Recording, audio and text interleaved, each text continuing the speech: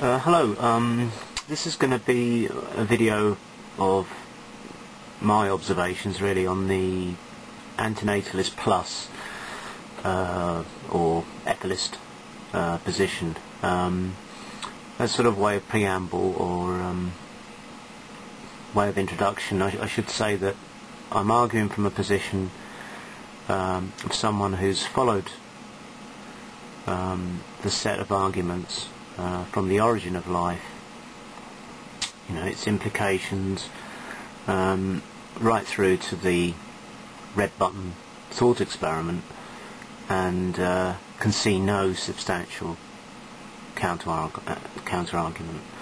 The video you're about to see is on the Do Not God website. It's a response to another video. Could have used any number of Gary's videos, which is lots of them, and very eloquently, but I've chosen this really because it's kind of a neat summary and useful to explore what I see as the main problem with taking this philosophy and applying it to the real world. Seek a cure, not a treatment. Simple equations. People will, for years, deer here, right? 60,000 deer are killed a year. 60,000 every frickin' year. 30,000 car accidents with deer every year. Now, if you just had one kill 1 year, where you wiped out 120,000, you save thousands, maybe hundreds of thousands of deer the grief of being shot with an arrow or run over by a car. It's just logical. Viscerally, it's rotten. It's murder, as your commenter would put, Dana Garrett, with his typical bullshit comments. Sorry, but this is bullshit. It should be called what it is, bullshit. I can understand applauding somebody for drawing attention to suffering if he wished to find ways to alleviate it. So again, the implication that somehow, because you're more focused on curing a problem, going directly to the root of a problem, that somehow you're insincere.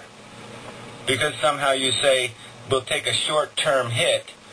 Yeah, I mean, that's crap, but the point is, you don't have a cure, right? You just don't have a cure. The red button experiment is a thought experiment. It's not, it's not a cure. It's not something we can work towards, right? You've got to have the cure. You've got to have a cure before you can persuade people that cure is going to be worthwhile. For a long-term gain, you're somehow insincere. Somehow it's not the suffering that's bothering you, it's something else. When it's just a simple logical statement. This is the truth of the circumstance. It's not my fault. I didn't make it broken. I didn't make it anything. It is what it is. I describe it. I don't need to have my motives impugned.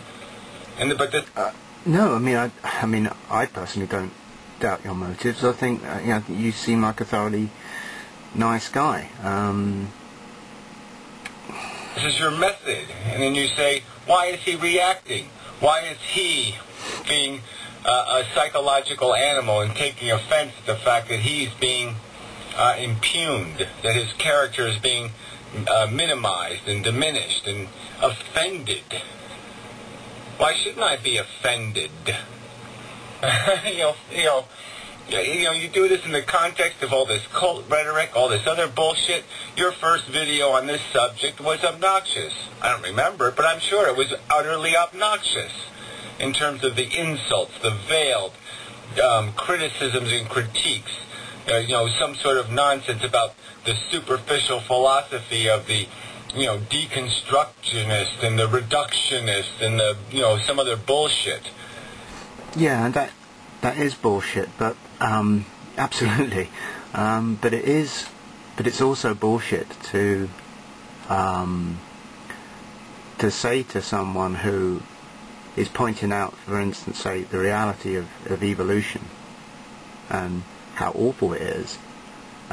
It would be ridiculous to say to them that they are somehow approving of that or enabling that. And I think the problem that a lot of people have, and maybe haven't expressed very well, is that it's all very well pointing out how awful life is, but and that people accept that, but just to say that I have a solution to this, and that if you don't agree with me, then it's all you fuckers' fault. Get over there with the insane psychological cunts. Because you do. But when someone advocates the elimination of all living things, which in most cases must involve outright murder. Again, in most cases, he says. Well, let's go with the cases that don't involve outright murder then. I mean, the subject is the authority of you individuals to play God, to say, I know it'll work. But they're not playing God, are they? They're just, they're as much of a victim of the situation as you are. Work out. I know it's for the good. I know the system benefits from this action of my creation process. You have no right to know this. You have no evidence that you know this. You have no proof that you know this. And you're the one that creates all the risk, creates all the potential for the downside that the other side is attempting to cure. But you're not curing it. If you decide not to have children, which is fine, that's a good ethical position, right? You're preventing an instance of suffering, right? But you're not curing the problem, right? Because all the resources, all the energy, and everything else that an individual requires to live, that's all still out there, and that is gonna be used by other organisms. That's what life does. The simple mathematics is the cure is not to create the disease. Sorry, and the disease is playing a game that doesn't need to be played. The disease is the laws of physics. The disease is maintaining a game of tic-tac-toe that nothing with a really good or working brain can play. The disease is we can't do anything other than do that. Life is too stupid for the organism that we are. It's futile for organisms that are dumb. This is it. It's futile to think we can do otherwise. This is the paradox of it, right?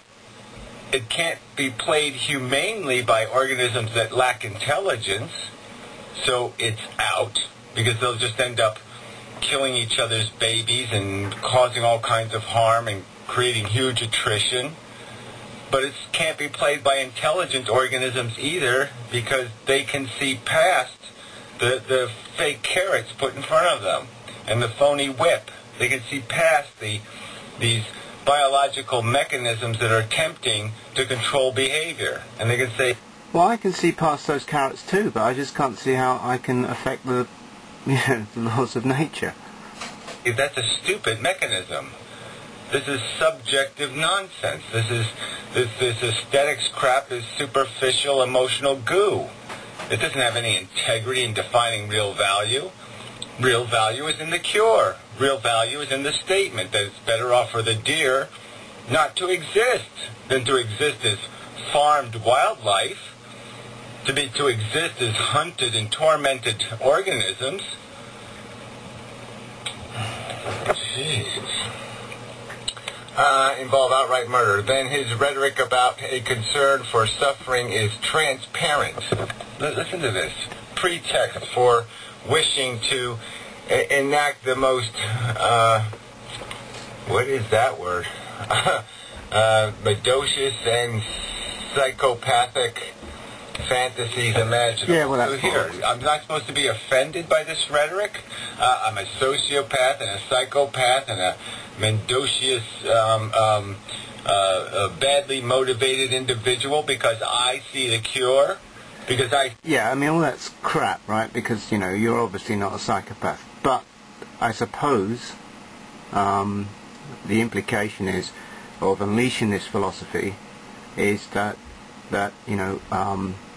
you don't need to be the guy who puts it out there, right, for somebody else who perhaps isn't so ethically minded to take up the baton and do something pretty rather nasty with it. See a simple solution? That somehow this is now a definition of maliciousness? No longer am I concerned with suffering. No longer am I somebody who's out for fail-safe. I somehow have some personal ego gratification in imposing harm. I'm supposed to take these insults and just what? Say thank you very much, you creepy motherfucker? No. Time to fuck off. There is more justification for respecting a genocidalist than an antinatalist. So now we're worse than genocidalists. We're worse than people who are bigoted, believe other people are less than human or less of qualitative state because of some minor genetic difference. No, but the thing is, there's a false dichotomy here, right? It's not that there are, bigoted psychopaths on the other side and ethically minded people on the other, right? There are people that can see the reality of evolution and the reality of animals which are capable of assigning value to things and the rest of that stuff. But at the same time, they can be concerned, for all those good reasons, about unleashing, some kind of half-assed vague idea that we can do something about it without pinning down exactly what that is and how we are going to go about it.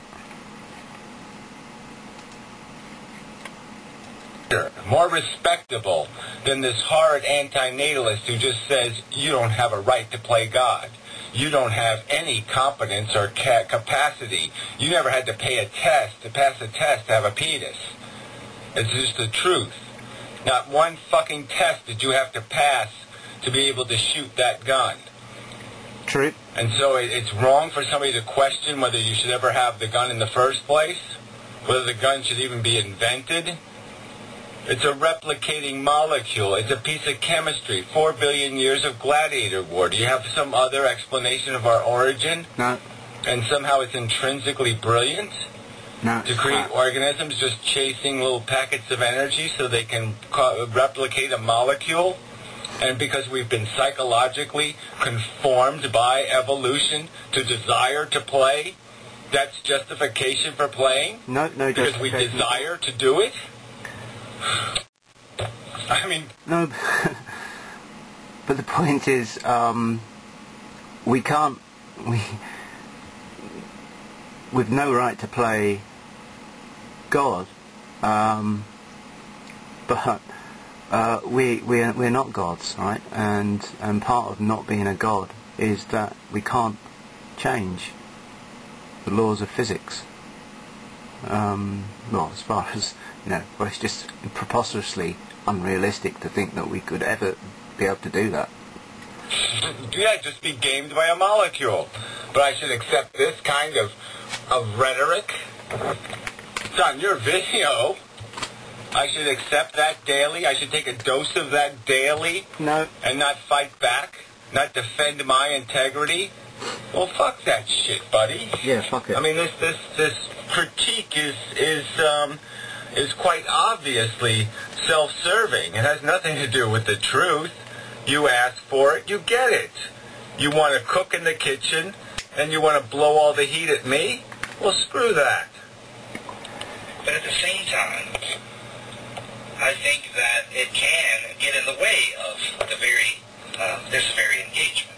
I experienced this myself in first discussing, I suppose, antinatalism on YouTube. This kind of swallowing of the ego, if you will. Yeah, well, we all have our different psychologies, in terms of interaction. Okay, we're all frustrated by different elements of the conversation. Some people find you obnoxious to converse with just because of the language you use, just because of your excessive, I would say, your unnecessary use of elitist code words. You're whatever, those guys with the rings. It's like you're talking a language that doesn't, a little special secret language. Verbiage just doesn't need to be injected into the conversation. It's not necessary to conveying these ideas. We don't need to revert to the Latin to say that stinks. You really don't need to do it. To say that's good or that's bad or this is efficient or that's inefficient. You really don't need to use complex language to get to the root of this mechanism, to describe how this device works. The dissection just doesn't require eccentric language. Common language can be used. So somebody could find that psychologically a barrier. It creates a barrier, it creates a hostility, it creates a fist in their face almost, and an obnoxious, I'm better than you, I'm smarter than you because I know bigger words than you. So that could be to somebody very off-putting. And again, my psychology reacts to personalizing and coming to say, saying because the philosophy is in its very nature attempting to reduce, to dissect, to understand, that somehow this reductionism means that it's simplistic. Or because its conclusions are simplistic, like, yes, it's an amphibian, it fits into this category and has these properties, but somehow this is now simplistic.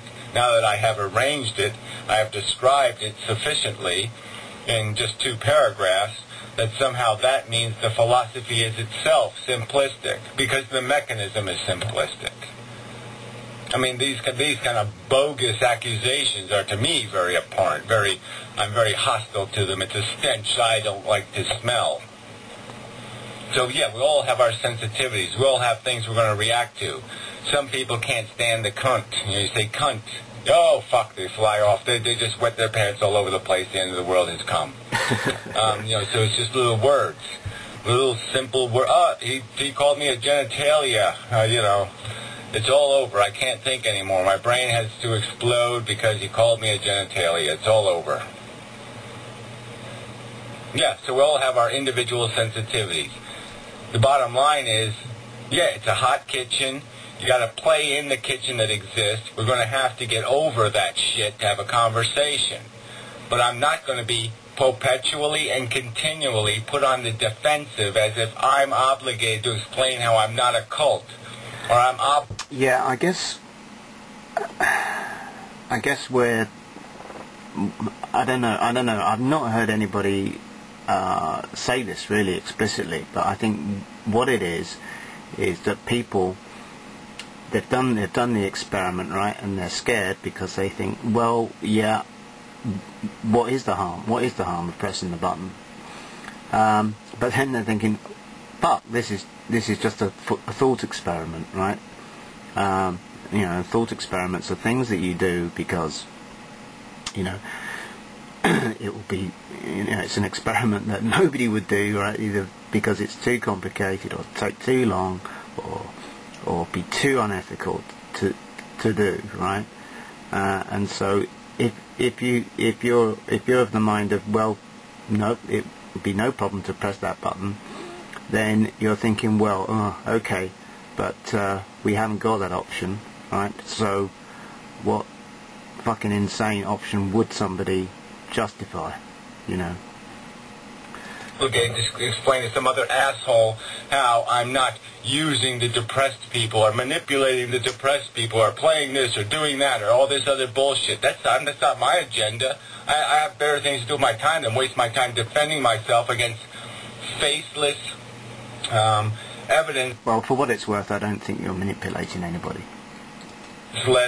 Faceless accusations that I'm beating a wife I don't even have. I mean, it's bullshit. Enough of that. Moving on. Because the philosophy does involve a kind of insult. And by insult, I mean, like in nursing terminology, you speak of an insult to skin integrity, to the ego, and more interpersonally to civilization itself.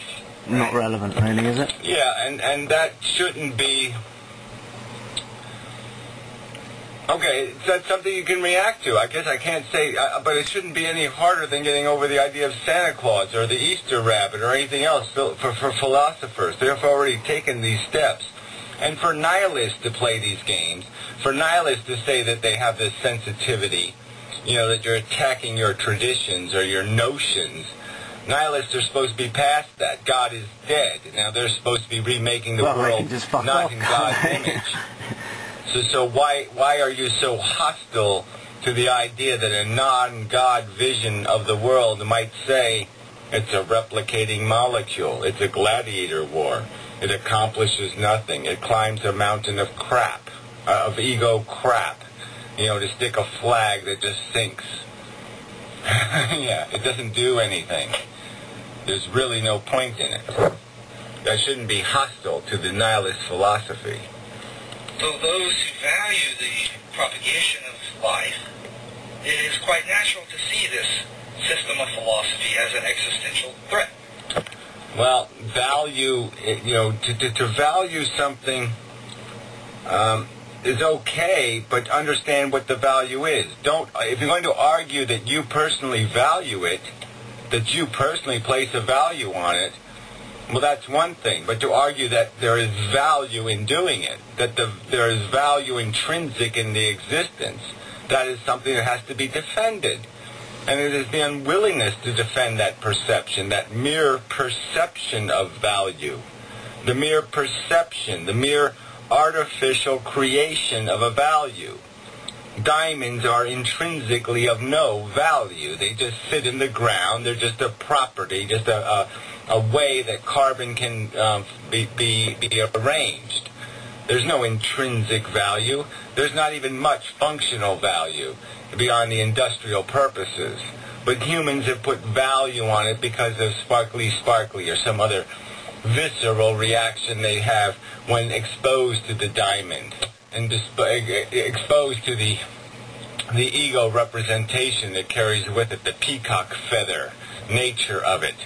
How many peacock feathers of diamond can I wear to make... I think you could go further and say, really, it doesn't really, all this subjective, objective argument about the value. I mean, really, all the important thing is there exists things which value, and that there are going to be value assignments that they make which are going to be difficult, if not impossible, for them to escape from, right? And I suppose you could say that, well, that could be a definition of suffering, right? That being an instance of pain is not necessarily a bad thing. The bad thing is being in pain and not being able to escape that condition. Myself important. Where was it going with that? But yeah, so either physically removing yourself from the situation or mentally, because you can't distract yourself from it. Life, you have to do more than just say, I like diamonds. I think diamonds are pretty. I think diamonds are cool. They suit my aesthetics. You have to explain why diamonds are intrinsically valuable. Right. So there's two ways that the masses, if you will, tend to historically respond to this. One is, as highlighted in the Trial and Death of Socrates, that in response to philosophy, which is zetetic in its nature, and hence... Zetetic. Yeah, well, I have some vocabulary, but I don't know what zetetic means. Okay, what the hell is that? What do you need to do that for?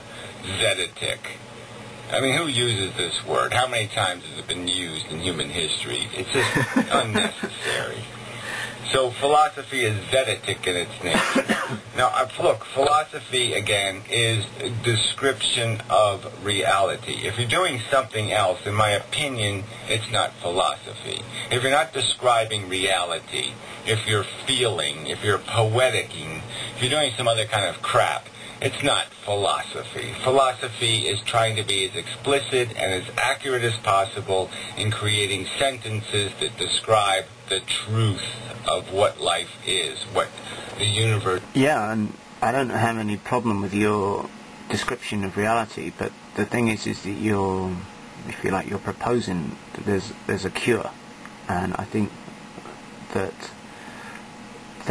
is why I think a lot of, obviously you've got people who don't want to believe that, for whatever reason, they don't want to believe that version of reality, right? They want there to be gods, or they want there to be some purpose or anything like that.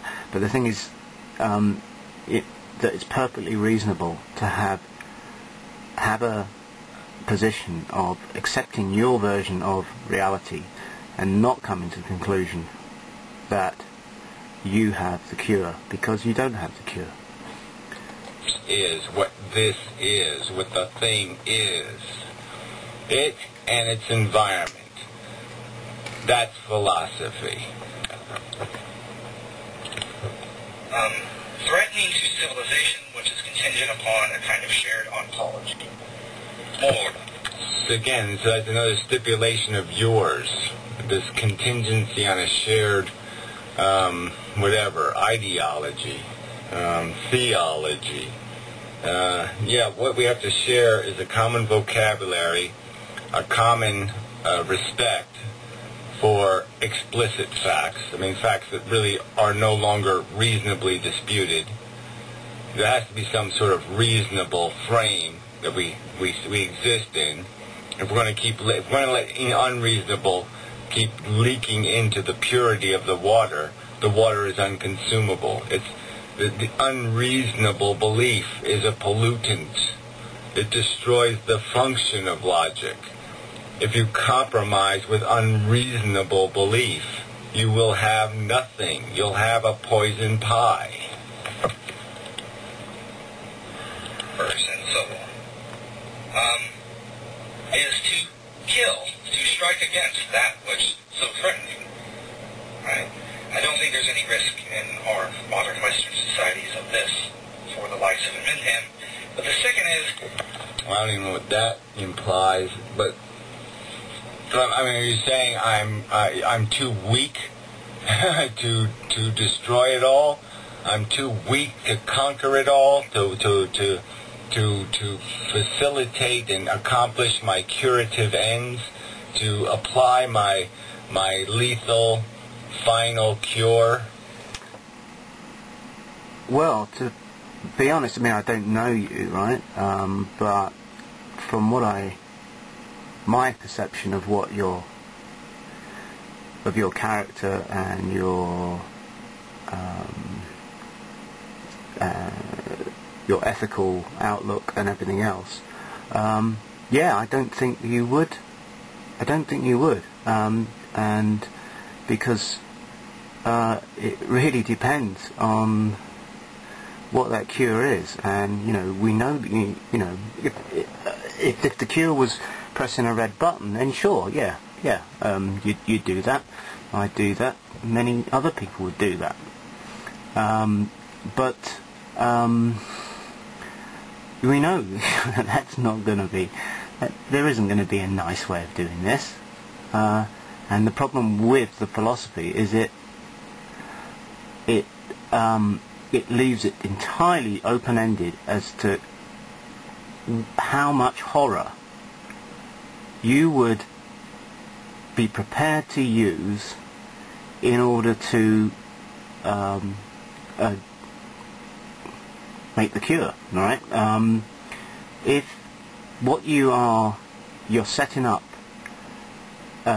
as what you're avoiding is millions of years of Bergen-Belson's, metaphorically or whatever, or actually, that's what you're avoiding. You're avoiding a complete horror show of a mountain of horror in the future, and you put this into some kind of equation of well, what do we need to negate that horror? Then it's totally open-ended as to how much horror almost that you would be prepared to use, and so how many Bergen-Belsons would you put up against this future horror? And I don't think that you would sanction 1,000 years of a million Bergen-Belsons against trillions of Bergen-Belsons. I mean, that's what would follow from the philosophy, but I don't think many people would do that. Are you saying, who cares? It really doesn't matter. Again, Inmendham is sort of irrelevant. No, he's completely irrelevant. What words Inmendham speaks, the sentences he puts together, the description he states is what we are. Replication for the sake of replication. Need that don't need to exist. Mess making. Cleaning up a mess you make. No point in doing that. Stop making the mess is the simple solution. But we can't stop something the mess. that doesn't need to be broken in the first place. Well, not in a good way, anyway. Is to either take that very philosophy and morph it into an ideology, right? Or to create... What does that mean? Morph it into an ideology. Take a philosophy and morph it into an ideology. If a philosophy is not going to be applied...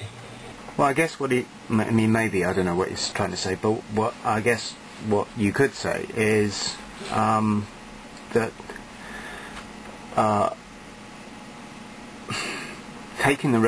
you've done the red button thought experiment, right? It's a thought experiment. How do you turn that into a practical? How do you fit that into your practical solution to the problem? What's going to be the nature of your cure? And as I say, the problem with it as an ideology is that it's totally open-ended. There's nothing in the philosophy to suggest any limit to the horror that you would be prepared to go to in order to obtain that cure. And that's really fucking dangerous.